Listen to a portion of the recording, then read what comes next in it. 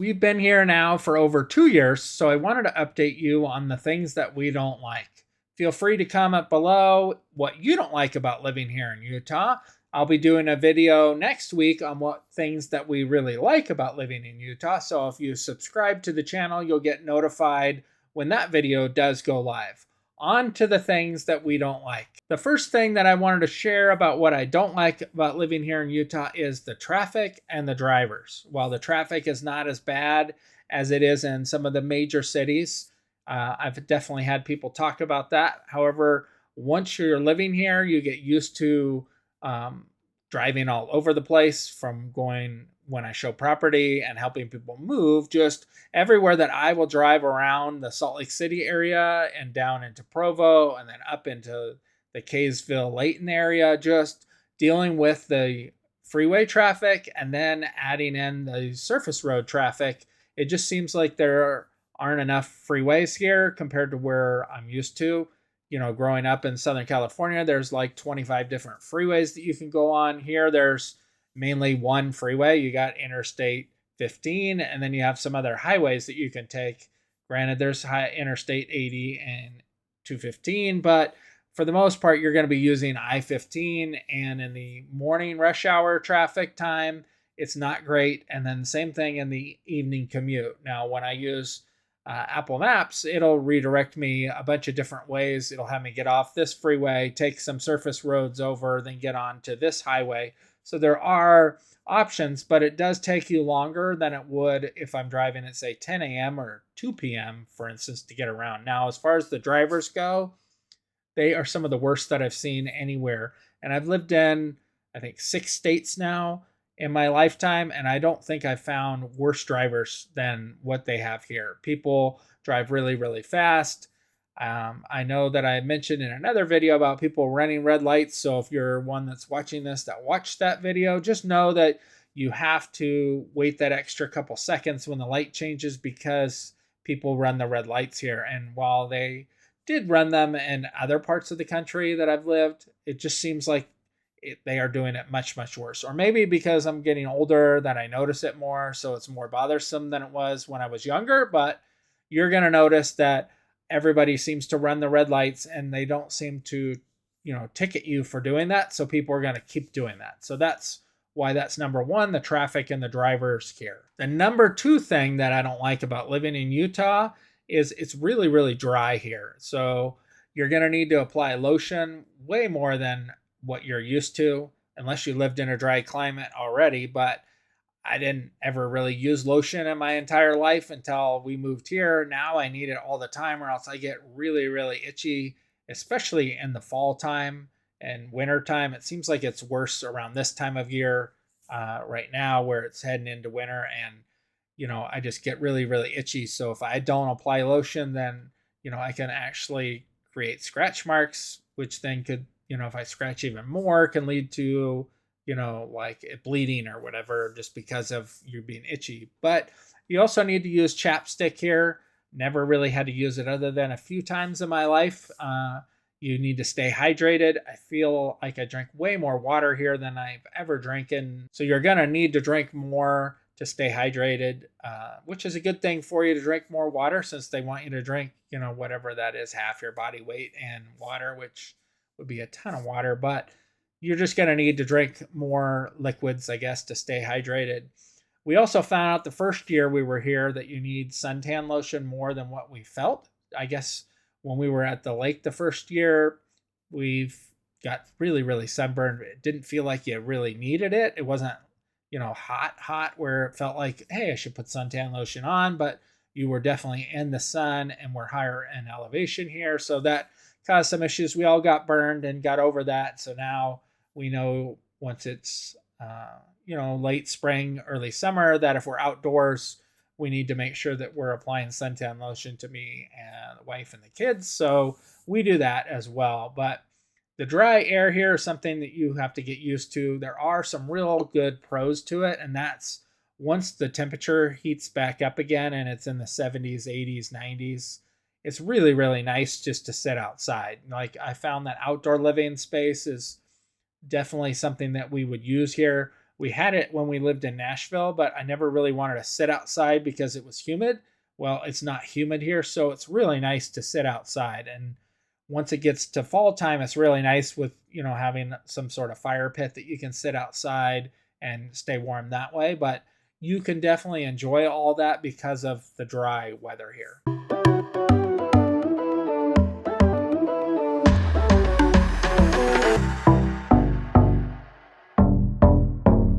The number three thing that I don't like about living in Utah is it's colder, and it's colder for longer, it feels like here. Like it's already in the 30s right now, and I think it's even in the 20s in the morning if you're up early, 6, 7 a.m. But it's cold, and it stays that way until April or May, somewhere in that range. And then it'll get warmer again. So I'm already wanting it to get warmer, even though it just started to get cold, because just a month ago we were in the 50s and 60s, which was really, really nice.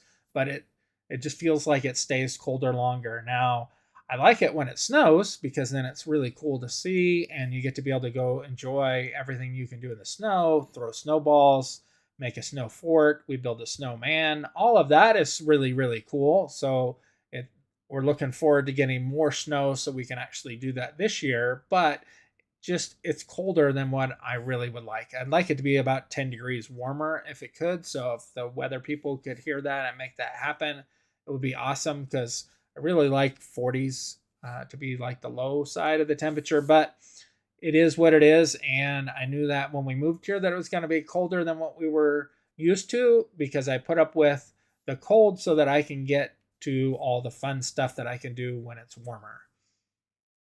The number four thing I don't like about living here is our air quality. And the first year here, we had a bunch more alerts and app notification type of things with the air quality. This last year didn't really seem to be a big issue.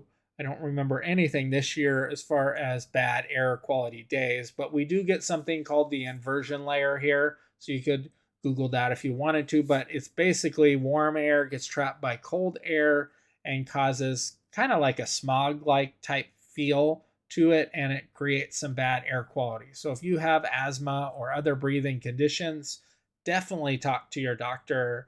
And I highly recommend you come out here maybe once or twice, different times a year, to make sure that there isn't any problem that you have with the air. The fifth thing on my list is the grid system and the street naming convention. So it took me a while to get used to that. I still don't really, really like it. I would prefer if we would just name all the streets after names. It's much, much easier for me to remember.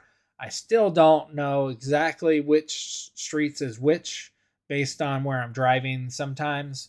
I do know that it makes it easier, like based on the 1000 east by 1000 south, where stuff is. So like I can picture kind of that in my head. But when I'm driving and I still got to remember which exit I need to get off at, it's not as easy as if it was just Broadway Boulevard. Then I know, hey, it's off Broadway. So we'll see if that is an issue for you when you relocate here. I think initially it'll be an issue, but since most people nowadays use Google Maps, Apple Maps, Waze to get around, it's not as big of an issue as it would be if you didn't use those systems. Like if we were still back using the Thomas Guide or MapQuest, I think it would be much, much worse to move here and have to deal with the grid system. Next thing is our lack of high-end shopping. And we just don't have a ton of high-end shopping that's here in the Salt Lake City area or in Utah in general.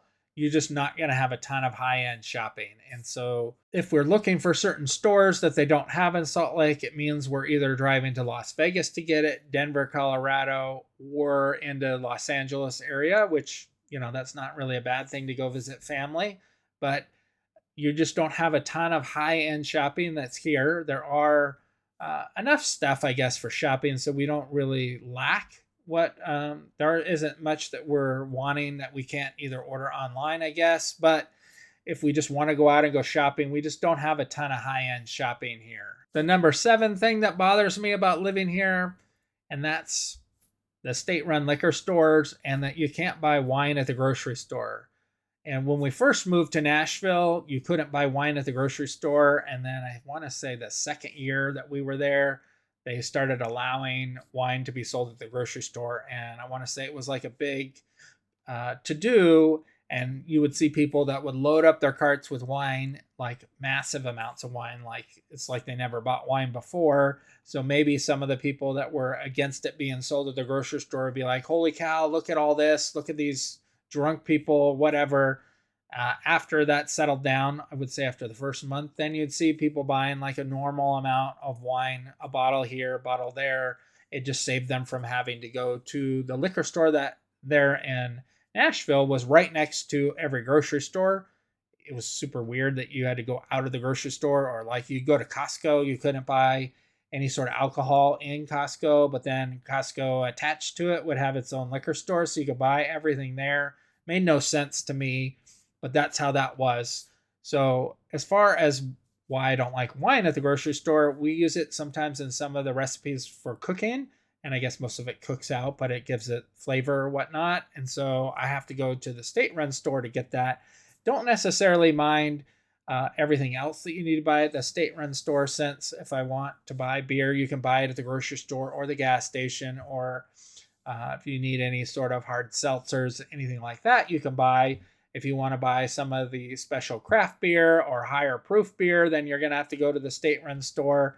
We went in there the other day just to buy a bottle of wine for a recipe my son was making. He was making um, roast beef sandwiches with caramelized onions that he cooked, and he needed some sort of alcohol. I can't remember which one, but we had to go to the state run store to get that. So is that a big deal? Not really at all as far as that goes. Now, the state run stores supposedly have a racket on the amount that they can charge, since that's the only place you can buy it. So maybe that is an issue. But since I don't really drink very much, I don't really see it as a major issue. And that leads us to number 8. And number 8 is something that's bothered me over the last year or two.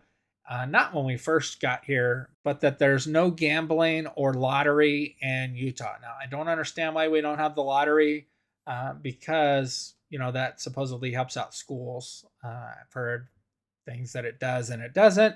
However, we've had these mega jackpots, $1 billion or something that you could win, and we haven't been able to buy tickets. I thought that we would be able to buy a ticket for the lottery. We were going to go to Las Vegas. I was taking my 2 oldest sons, the first time that they'd ever been to Las Vegas as adults, so they could gamble. And so we got all excited. We're driving and we stop at this gas station, outside of Vegas, thinking, okay, we'll buy a ticket here because no one ever wins in the big cities. So we're in the middle of kind of nowhere. And then we walk in and they say they don't sell lotto tickets in Vegas. You needed to buy them in Arizona. Well, we drove through Arizona because when you come from Utah, you go through this little sliver of Arizona before you get into Nevada when you come through the mountains area. So you would needed to have bought it there. Well, we didn't, so we didn't get to get in on that.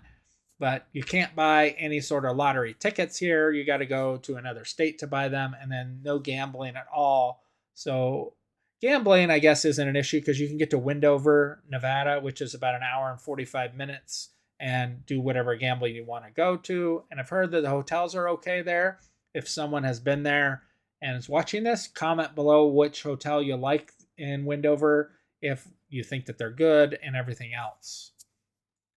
And that leads us to number 9, which is nightlife here is really, really poor, except in the Salt Lake City area. And while I don't really like going up to Salt Lake because it's a 30-minute drive and then you got to pay for parking and deal with that, we haven't tried doing the tracks up there. So that's something that we should try just to see if that's nicer to get up there and everything. But there are a few bars here and there where you can get drinks and stuff like that. I just haven't found a really cool place to go and watch ice hockey and maybe grab a beer and get something good to eat. So if you know a good place to go here in the Harriman, Riverton, Draper, Sandy area that you think is a great place where they have good drinks and they also have good food, please comment below. I'd love to hear about that. And so hopefully these things are helpful for you making your choice to make that move here to Utah. I'd love to help you out if you're making that move here. So please give me a call or shoot me a text, send me an email, let's talk about getting you moved here to Utah. Until next time, be rad.